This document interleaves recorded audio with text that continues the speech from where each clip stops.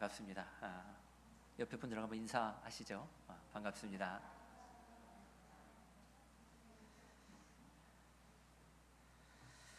네, 담임 목사님께서 선교지 방문 일정이 계셔서 부득불 또 제가 우리 조성용 목사님에게 맡기고 싶었지만 오후에 또 조성용 목사님이 감당을 하셔야 되기 때문에 그럴 수가 없어서 제가 예배를 인도하게 되었습니다.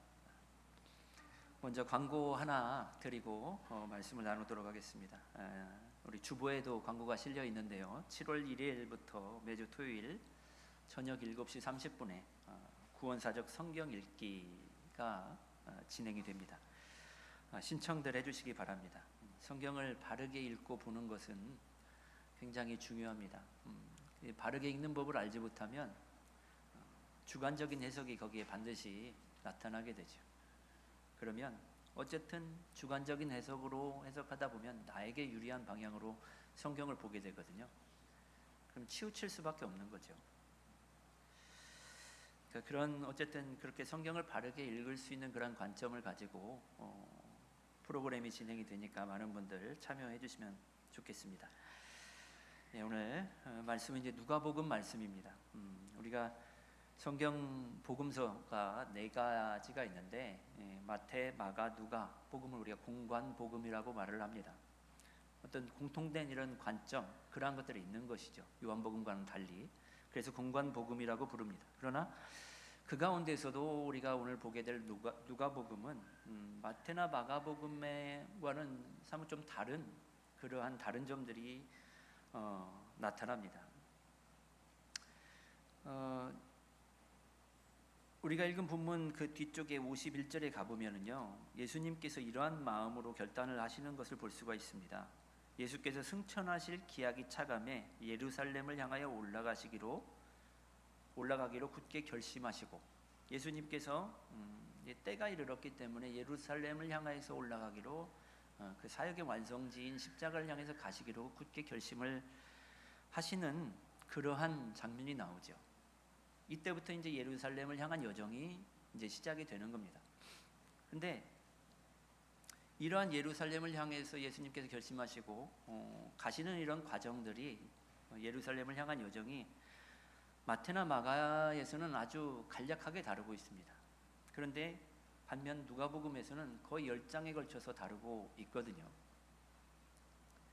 말하자면 모든 복음서들이 예수님의 십자가를 향해서 그것을 포커스에 맞추고 기술을 하고 있지만, 특별히 누가복음의 경우에는 더욱더 예수님의 사역의 완성인 십자가 그리고 부활, 거기에 초점을 두고 있다는 것이죠.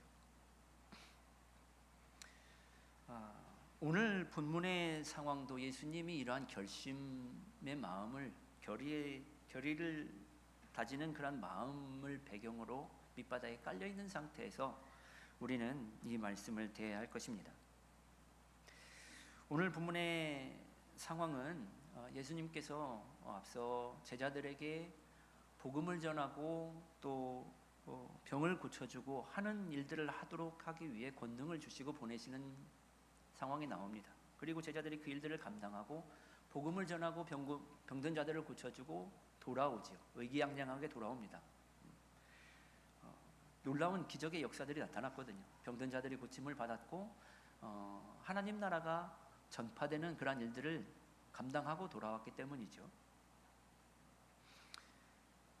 그런데 예수님께서는 제자들을 데리고 좀 한적한 곳으로 가서 그들과의 시간을 보내기를 원하셨습니다. 그래서 베세다 지역으로 이동을 하시죠.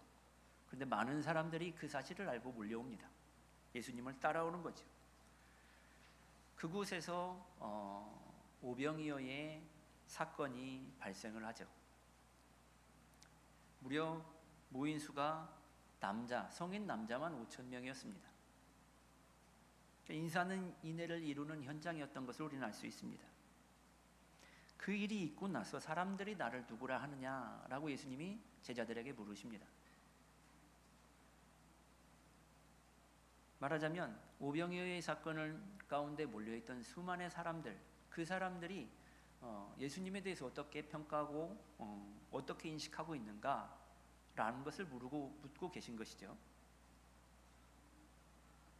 사람들은 세례 요한이다, 더러는 엘리야다, 아니면 선지자 중에 한 사람이다 라고 말을 합니다.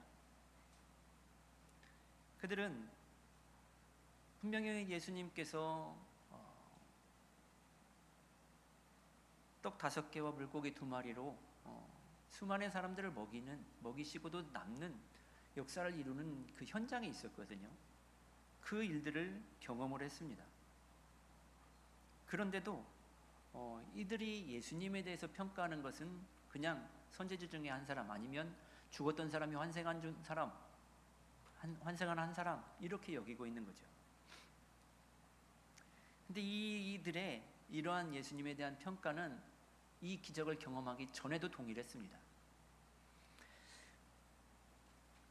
9장 앞부분에 가면 7절에 보면 헤롯이 이제 당황하는 대목이 나와요. 예수님에 대한 이야기를 듣고. 왜 당황을 했냐면 사람들이 예수님에 대해서 말하기를 요한이 죽은 자 가운데서 살아났다, 또 어떤 사람은 엘리야다, 또 어떤 사람은 옛 선지자 중 한 사람이다 라고 말하고 있는 것을 들었기 때문이죠. 그러니까 사람들이 예수님에 대해서 인식하고 있는 것은 기적을 경험하기 전과 후가 다르지 않았다는 겁니다. 오병이어의 기적을 현장 가운데서 그것을 봤으면 뭔가 예수님에 대한 인식이 조금 새로워질 법도 한데, 기적을 통해서 경험을 했다 하더라도 예수님에 대한 인식이 달라지지 않았다는 것이죠. 하지만 베드로의 고백은 달랐습니다. 베드로는 하나님의 그리스도십니다 라고 고백을 합니다. 하나님으로부터 그리스도의 직분을 받으신 분이시다라는 의미인 것이죠. 여기에는 다른 복음서에 나오는 내용들이 생략된 부분들이 있습니다. 누가복음에는 베드로가 이러한 고백을 했을 때 예수님께서 바요나 시몬아, 내가 복이 있도다 라고 말씀하시잖아요. 그 고백에 흡족해 하시는 거죠. 근데 그러한 장면이 생략되어 있죠. 또 베드로를 꾸짖는 장면도 나옵니다. 그러나 그러한 장면도 생략되어 있습니다.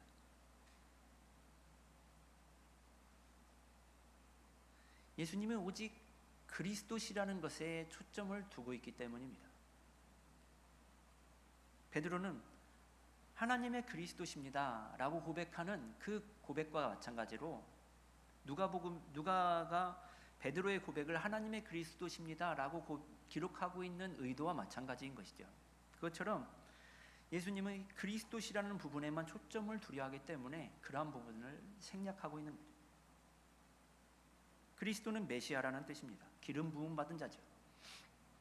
하나님께서 약속하신 그 사람.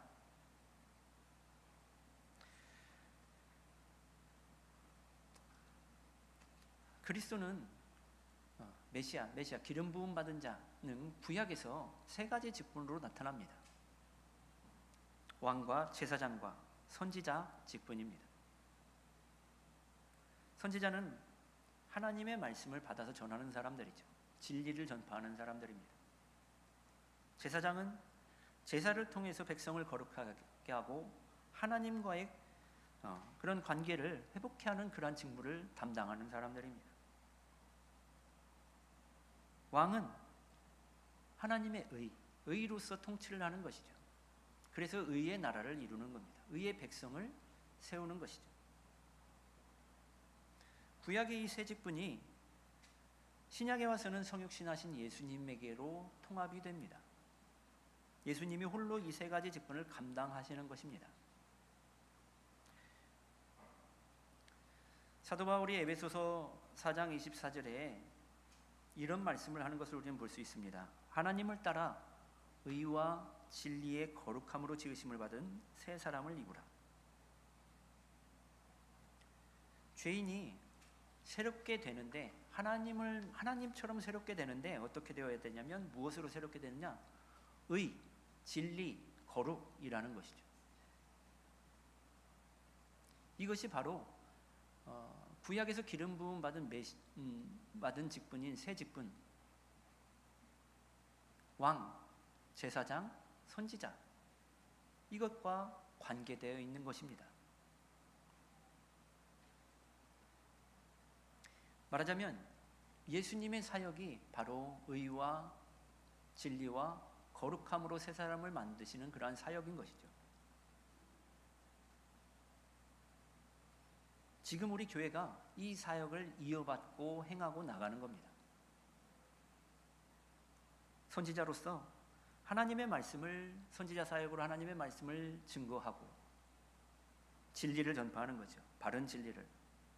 제사장으로서 제사에 예수님의 제사를 기념하는 성례를 행합니다.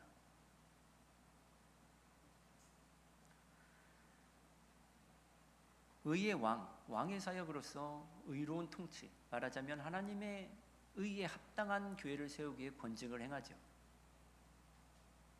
그래서 죄를 억제하고 죄인을 죄에서 돌이켜 의의 울타리로 들어오도록 하는 겁니다. 그래서 개혁교회는 참된 교회의 표지를 이 세 가지로 둡니다. 거짓된 교회와 구분하는 표지로서 나타나는 것으로서 이 세 가지를 말하는 것이죠. 바른 말씀의 증거, 성례, 그리고 권징. 이것이 그리스도라는 말에 담겨있는 의미들인 것이죠. 근데 베드로가 하나님의 그리스도십니다 라고 고백을 할 때 과연 이러한 의미들을 알고 인식하고 고백을 했을까 하는 의문을 갖습니다. 만약에 베드로가 그러한 의식을 가지고서 참된 그것이 완전히 지금 우리가 아는 것과 같은 그런 고백이었다면 예수님께서 22절의 말씀을 하지 않으셨을 수도 있습니다. 22절에 이렇게 말씀을 하시죠. 인자가 많은 고난을 받고 장로들과 대제사장들과 서기관들에게 버림받아 죽임을 당하고 제3일에 살아나야 하리라. 이것은 예수님께서 가셔야 될 길입니다. 그리스도로서 가셔야 될 길인 것이죠. 자신이 받으실 순환과 죽음 그리고 부활을 말씀하십니다. 하지만 예수님께서 무리가 나를 누구라고 하느냐 라고 물으신 대상인 그 무리, 거기에 모였던 사람들은 예수님을 전혀 그리스도로 생각하지 않고 있습니다. 그냥 선지자 중에 한 사람인 것이죠. 특별한 사람이고 능력이 있고 훌륭한 사람이기는 하지만 하나님의 그리스도로는 보지 않는 겁니다. 그런데 베드로는 그리스도라고 생각합니다. 그러나 역시 베드로도 예수님께서 순환받고 죽임당하실 그리스도는 아닌 겁니다. 그리스도는 왕이어야 하니까요. 당시 메시아에 대한 주류적인 생각은 너무도 잘 많이 들으셔서 아시겠지만 누구도 넘볼 수 없는 권세를 가지고 세상을 정복하는 그러한 메시아죠. 땅에서 악을 제거하고 이방 나라들을 진멸하고 그렇게 해서 예루살렘을 구원하고 영원한 통치가 이어지는 그러한 왕입니다. 그러한 왕을 메시아로 대망하고 있었습니다. 시편 2편을 제가 아까 묵상 기도 시간에 낭독을 했는데 시편 2편 2절에 보면 메시아에 대한 예언시인데 세상의 군왕들이 나서며 관원들이 서로 꾀하여 여호와와 그의 기름 부음 받은 자를 대적하며 9절에 가서는 내가 메시아를 말합니다. 예수님이죠. 내가 철장으로 그들을 깨뜨리며 질그릇같이 부수리로다. 이렇게 말씀을 하십니다. 사람들은 이 말씀을 문자 그대로 고지고대로 믿었던 거죠. 철장으로, 물리적으로 군왕들, 로마를 비롯한 압제자들, 대적자들 모든 것들을 물리치고 나라를 수복하고 영원한 통치가 이어지고 지상에서의 왕국이 건설되는 것을 대망했던 겁니다. 베드로가 예수님을 하나님의 그리스도시라고 고백은 했지만 메시아에 대한 이 사상과 다르지 않은 사상을 가지고 있었던 겁니다. 메시아는 권세를 휘두르는 왕이어야 했던 것이죠. 예수님께서 자신의 순환과 죽음을 말씀하실 때, 그것을 예고하실 때 베드로가 그것을 만류하지 않습니까? 왜냐하면 왕이어야 하기 때문이죠. 순환당하고 무력하게 죽음으로 가는 왕이 그리스도여서는 안 되는 겁니다. 내가 아는 그리스도는 그런 그리스도가 아니었던 거죠. 예수님께서 사탄아 내 뒤로 물러가라 라고 하시는 호통을 듣게 됩니다. 성경이 완성된 이유를 살아가는 우리는 그리스도의 직분이 무엇을 의미하며 또 예수님께서 예고하시는 이 순환과 죽음이 어떠한 결과를 가져오는지를 너무도 잘 알고 있죠. 예수님의 이 순환과 죽음이 죄인들을 구원하시는 놀라운 역사를 이룹니다. 우리는 이 모든 것을 아는 상태에서 이 대목을, 예수님의 이 말씀을 받을 때는 아멘 하면서 거기에 수긍하고 감사의 마음을 표할 수 있습니다. 하지만 당시에 거기에 모인 수많은 사람들, 또 제자들, 이 사람들은 예수님의 직분에 대해서, 그리고 예수님이 가시는 사역의 의미에 대해서 알지를 못합니다. 그래서 예수님께서 이 말씀을 하시는 거죠. 그들에게 일깨우시는 겁니다. 메시아가 어떤 메시아인지, 많은 고난을 받아야 됩니다. 버림을 받아야 됩니다. 죽임을 당해야 됩니다. 그리고 나서 부활하시는 메시아입니다.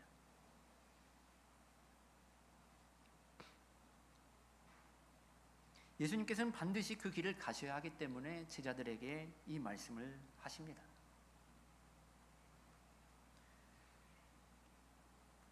그들은 예수님에 대해서 오해하고 있죠. 제자들까지도 메시아에 대해서. 그러한 오해로 예수님의 실체가, 예수님의 정체가 드러나면 예수님이 가셔야 할 그 걸음에 상당한 반대가 있을 것이고 방해가 있을 것입니다. 그래서 베드로에게 경고하셔서 이 말을 아무에게도 이르지 말라라는 말씀까지 하시는 것이죠.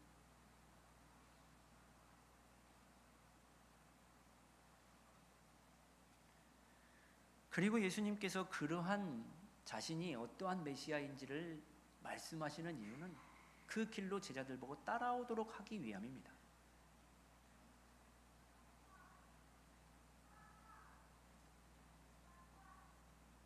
때문에 23절 이하의 말씀을 하시는 것이죠. 또 무리에게 이르시되 아무든지 나를 따라오려거든 자기를 부인하고 날마다 제 십자가를 지고 나를 따를 것이니라. 누구든지 제 목숨을 구원하고자 하면 잃을 것이요 누구든지 나를 위하여 제 목숨을 잃으면 구원하리라. 사람이 만일 온 천하를 얻고도 자기를 잃든지 빼앗기든지 하면 무엇이 유익하리요.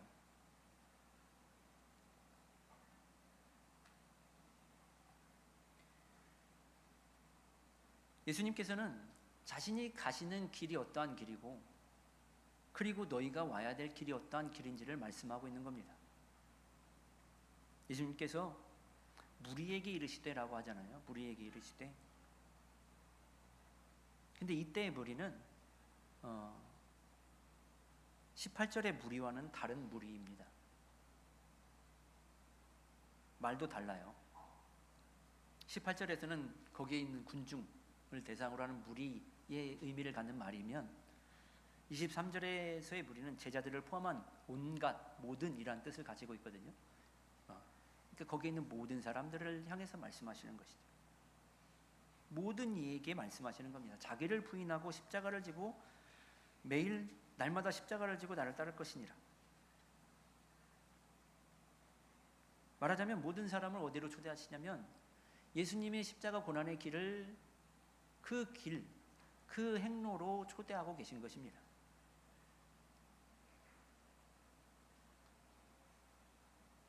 아무든지 나를 따라오려거든 따라올 테면 따라오고 말 테면 말하라 라는 말씀이 아니죠.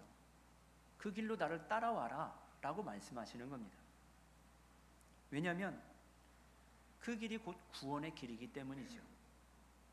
구원의 길이 그러한 길이기 때문입니다.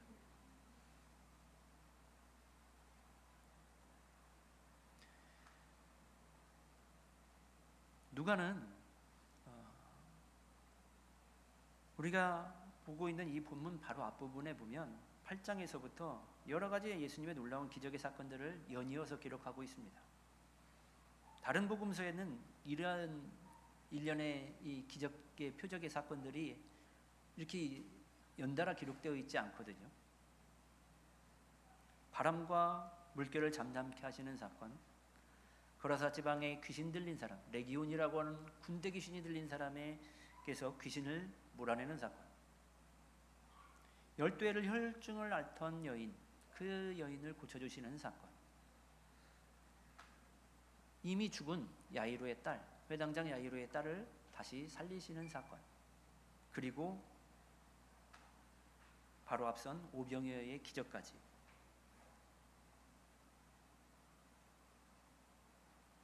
이 기적들은 그분이 어떠한 분이신지를 나타내 주는 것이죠. 자연도 다스리시고 귀신도 복종하고 모든 질병도 해결하시고 죽음의 권세도 예수님을 거역할 수 없습니다. 없는 데서 있는 것을 만들어내시는 무에서 유를 창조하시는 창조주이심을 오병이어를 통해서 또 보여주시죠. 예수님이 어떤 분이십니까? 그러한 능력과 권세의 그리스도시라는 겁니다. 그러나 그런 분이 하늘에서 땅으로 내려오셨습니다. 하늘 보좌를 버리고 마국간으로 오셨습니다. 천군 천사들의 섬김과 경배를 받으시던 분이 죄인들에게 조롱거리가 되는 그러한 자리로 오셨습니다.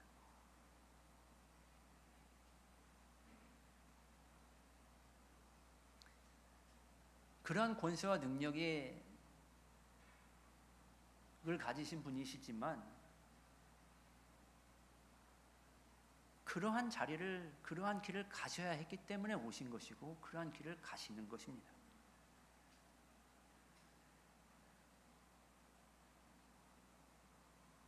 그래야 자신이 백성 삼으신 죄인들을 구원하실 수 있기 때문이죠. 이보다 더 완전한 자기 부인이 어디 있습니까? 예수님은 자신을 부인하시고 이 땅에 오셔서 날마다 십자가를 지고 가셨습니다. 우리 죄인들을 위해서 말이죠.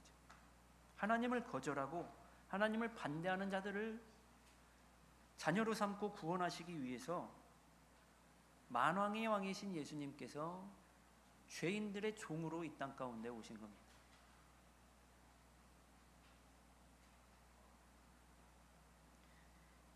우리가 잘 생각하면 이게 어떻게 있을 수 있는 일인가? 이게 어떻게 가능한 일인가?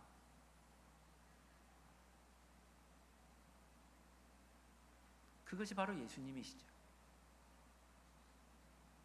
하나님이 하나님 되심을 부인하신 겁니다.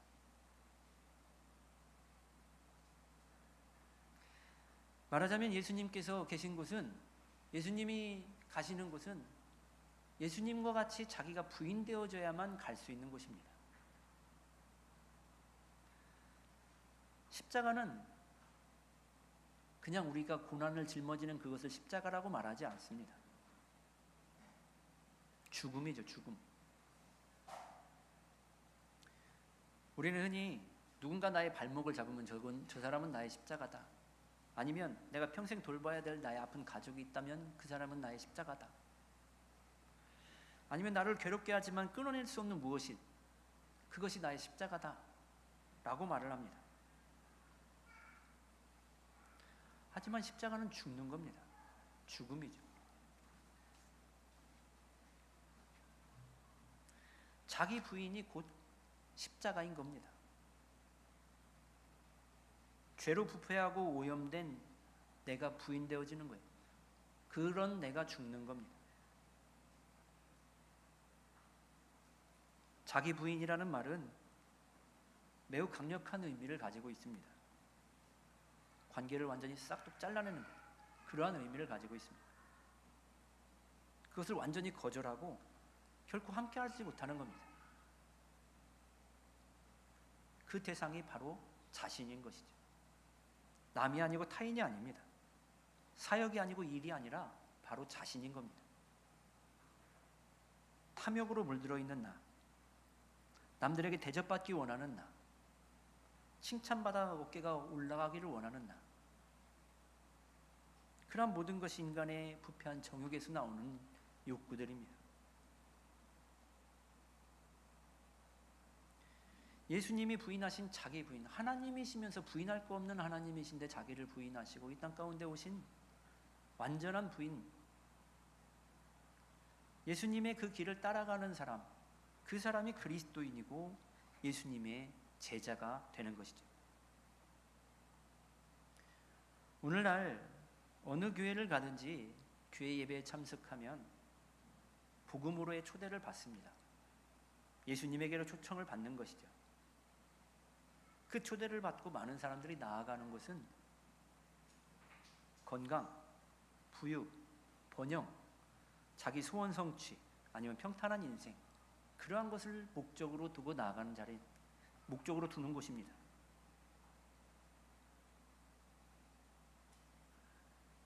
예수님이 초대하신 자리는 이곳인데 저쪽을 향해서 가는 거죠.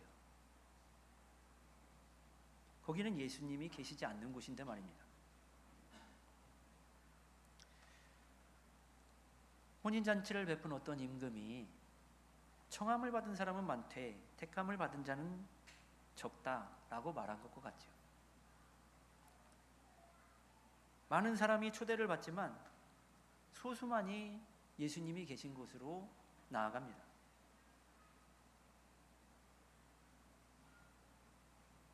자기 부인의 자리. 사실 그것이 죽을 것 같지만 누구든지 제 목숨을 구원하고자 하면 잃을 것이요 누구든지 나를 위하여 제 목숨을 잃으면 구원하리라.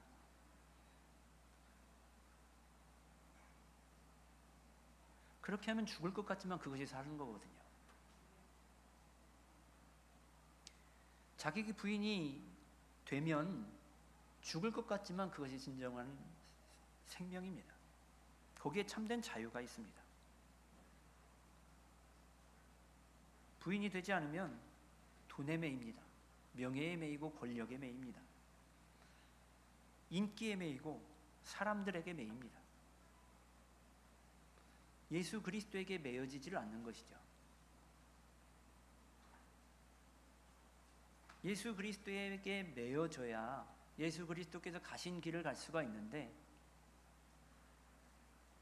그 길을 생명의 길이라고 인식하고 기쁨으로 갈 수가 있는데, 만족하며 갈 수가 있는데, 내가 부인이 되지 않으니까 엉뚱한 것들에 매여서 거기에 끌려갑니다. 자유가 없습니다. 생명도 없습니다.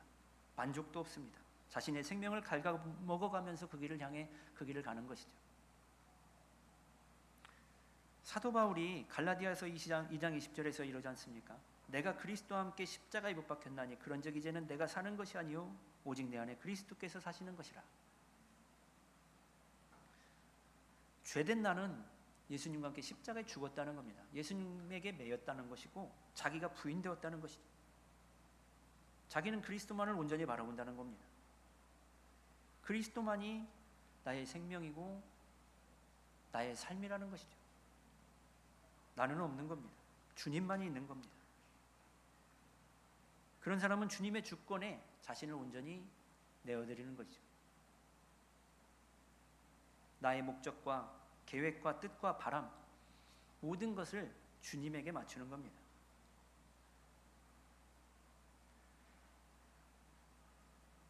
자기를 소망하고 자기에 집중하면, 그리고 자기를 원하는 사람은 결코 그리스도에 가신 그 길을 갈 수가 없는 거죠. 그리스도가 계신 곳에 이를 수가 없습니다. 때문에 우리는 나를 부인하고 날마다 십자가를 지고 가는 그 자리로 나아가야 되는 것이죠.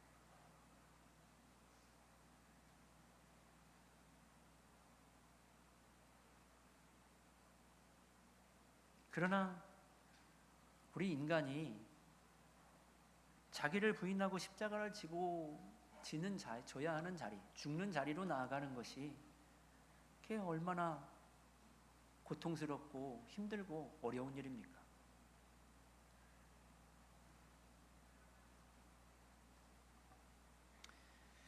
할 수 있는데 안 하는 것은 문제지만 못해서 못하는 경우들도 있잖아요.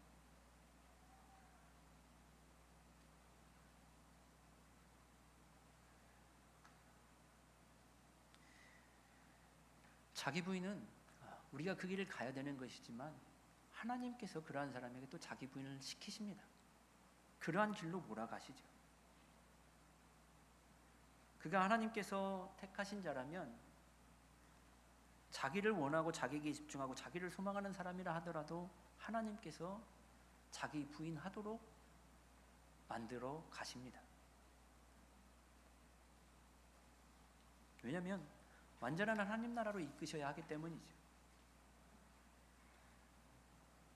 베드로는 자기를 부인하라는 예수님의 말씀을 듣고 예수님을 부인하잖아요.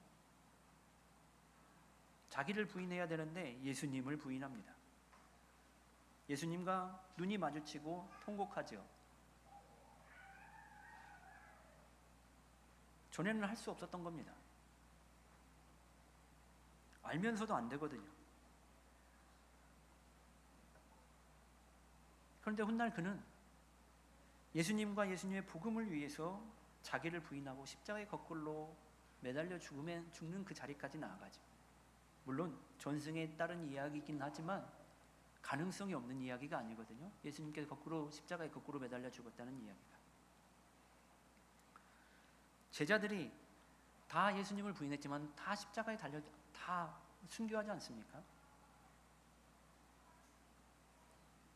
하나님께서 성령을 그에게 부으시고 제자들에게 성령을 부으시고 그들을 변화시키신 겁니다. 우리가 하나님의 은혜가 넘치는 때가 있습니다. 그러면 마음에 기쁨이 있고 즐거움이 있고 만족함이 있고 하나님을 향한 사랑이 넘쳐나죠. 감격이 있고 그런 때는 모든 것이 용서가 됩니다. 웬만큼 힘들게 하는 것이 아니면 거의 모든 것이 용서가 되죠. 왜 그렇습니까? 하나님의 은혜 때문입니다. 그런데 그 은혜는 우리에게 그렇게 계속 지속되지 않습니다.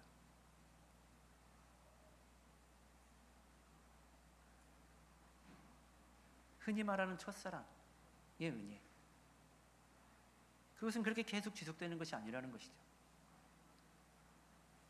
그 은혜가 시들해져 가면 감격이 시들해지고 마음의 만족함도 줄어들고 사그라듭니다. 그러면 전에는 용서되었던 것이 이제는 용서되지 않습니다. 용서해야 된다는 것은 아는데 용서가 안 됩니다. 근데 하나님께서 그러면 은혜를 계속해서 주셔서 용서하게 하시지 왜 은혜를 이렇게 걷어가시는 걸까요?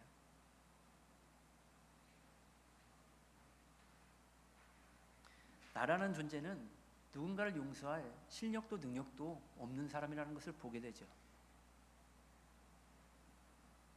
그리고 그 자리에서 자신의 실력을 갖춰갑니다. 나라는 존재 자체가 용서할 수 있는 사람으로 자라가게 되는 것이죠. 그것이 우리가 자기 부인이 되는 현장인 것입니다. 하나님께서 우리를 그렇게 몰아가십니다.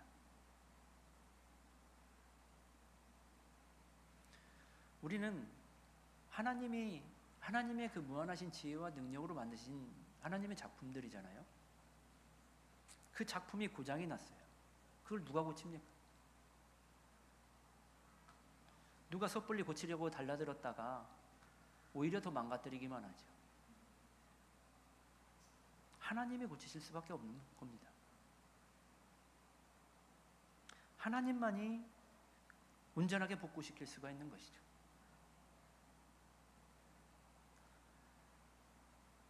참으로 놀라운 것은 하나님께서 그렇게 고쳐 나가시는데 우리의 선택과 결정과 의사들을 거꾸로 뜨리거나 반대하거나 못하게 하시거나 하시지 않는다는 거죠. 그러시면서 그렇게 만들어 가신다는 겁니다. 우리의 의사와 결정과 선택, 이러한 것들은 오히려 우리가 할 수 있도록 하나님께서 이렇게 지켜주세요. 그런데 그러면서도 우리가 잘못된 선택을 하고 잘못된 결정을 해도 하나님은 우리를 그렇게 자기 부인하는 자리로 이끌어 가신다는 말이죠. 그것이 하나님의 능력인 겁니다. 하나님만이 하실 수 있는 거죠.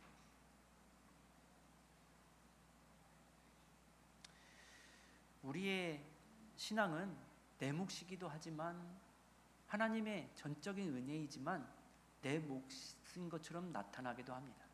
보여지죠.